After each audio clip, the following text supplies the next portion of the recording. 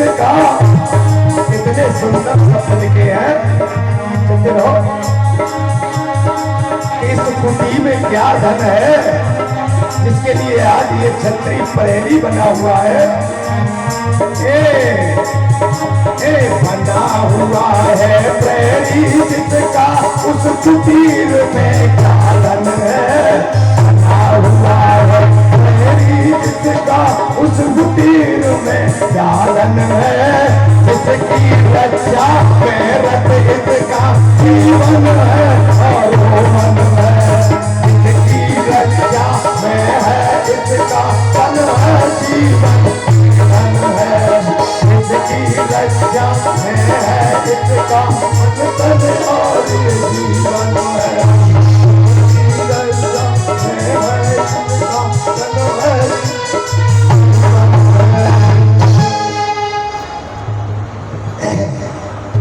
हमारे कवियों ने भी बहुत बहुत सुंदर लिखा। जब जंगल में चलती हैं जनक नंदिनी, दोपहरी का समय है और जब कुटी से निकल के बाहर चली है तो कवि ने वन पथ में बहुत सुंदर लिखा था। और मैंने कभी अब हाई स्कूल की कविता में पढ़ा था। उस समय नहीं सोचता था कि ये बड़े काम के शब्द हैं। देखिए, हमारे यहाँ सिलेबस पहले चलता था सनातन धर्म की सुंदर सुंदर कविताएं, सनातन धर्म के सारे ऐसे राजाओं के इतिहास जो सही इतिहास थे उनको काट करके और आज कचड़ा भरा गया। मुगल इतिहास पढ़ाया गया हमें। और सज्जनों, वही बच्चे आज सीख करके आए हैं और बड़े कहने में बड़े दुख के साथ कहना पड़ता है कि सिलेबस भी ऐसा बना दिया जो गंदगी से भरा है। संस्कृत पढ़ने वाले कोई विद्वान हो, पांडे जी यहाँ बैठे हैं, मैं समर्थन चाहूंगा। पूज्य स्वामी हरेरानंद जी महाराज ने संस्कृत के सबसे बड़े विद्वान भारतवर्ष में इस समय जो माने जाते हैं, उनका क्या नाम है साहब? मम्मट। मम्मट का सिलेबस पूरे भारत में चलता है। संस्कृत का पीएचडी लोग करते हैं जिनके सिलेबस पर, और इतना गंदा कचरा भरा है संस्कृत के काव्य में, जिसे कि बहन बेटियों के सामने पढ़ाना और पढ़ना भी लज्जा से शर्मिंदित हो जाए, ऐसा खुला, बिल्कुल खुला नंगा नाच कर दिया है।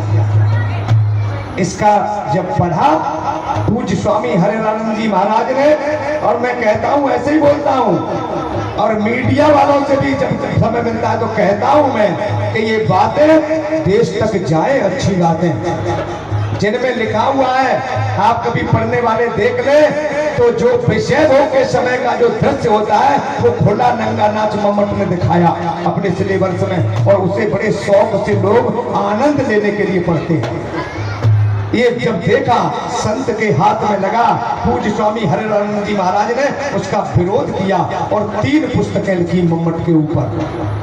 ऐसे विद्वानों के सिलेबस हैं वो हमारे यहाँ से हटाए जाए, इन पर पीएचडी न कराई जाए, बच्चों को न पढ़ाए जाए। कई विद्वानों को पुस्तकें भेजी, अपने अपने प्रशंसी पत्र भेजो, अपनी अपनी जो टिप्पणी करके भेजो कि ये ठीक कह रहे हैं कि नहीं, उदाहरण दे दे के दिए। इतने मोटी मोटी पुस्तकें हैं, आप लोग यहाँ मंगा सकते हैं, पढ़ सकते हैं। पूज्य स्वामी हरेरानंद जी महाराज अब तक 9 ग्रंथ मोटे लिखे हैं, हनुमत चरित वाटिका और दुर्वासा चरित्र इत्यादि जैसे 9 ग्रंथ हैं जो संस्कृत, जटिल संस्कृत में लिखे हैं। 3025 श्लोक हनुमत चरित वाटिका में है। इतना बड़ा ग्रंथ अभी तक कोई नहीं लिखा हनुमान जी के ऊपर भारतवर्ष में आज तक। 3025 श्लोक रामचरितमानस इतना मोटा ग्रंथ है, इतना मोटा ग्रंथ, और उसको सरकार द्वारा 1.5 लाख रुपए की पुरस्कार दिया और वेद व्यास की पदवी से आयोग ने, सरकार ने सम्मानित किया है। आज आज तक कहीं टीवी पर नाम नहीं है पूज्य स्वामी का, हरनंद जी महाराज का, न कहीं एडवर्टाइज है जो कि भारत के लोग जानते। ऐसे महापुरुष का पदार्पण इस भूतेश्वर मंदिर में कई बार हो चुका है, कई बार, लेकिन कोई दर्शन करने नहीं आया। सज्जनों, बड़ी दुख के साथ कहना पड़ता है, यदि यही टीवी से रिले हुआ होता, बड़े बड़े पंपलेटों पर लिखा जाता कि आज वेद व्यास की पदवी से सम्मानित ऐसे महापुरुष पधार रहे भूतेश्वर मंदिर में, तो यहाँ हजारों की भीड़ आती। आज गोस्वामी तुलसीदास जी यहाँ आ जाए और कोई सूचना मिल जाए कि भूतेश्वर मंदिर में गोस्वामी तुलसीदास जी पधार रहे हैं, कौन देश का और विदेश का व्यक्ति नहीं होगा जो दर्शन करने को ना आए।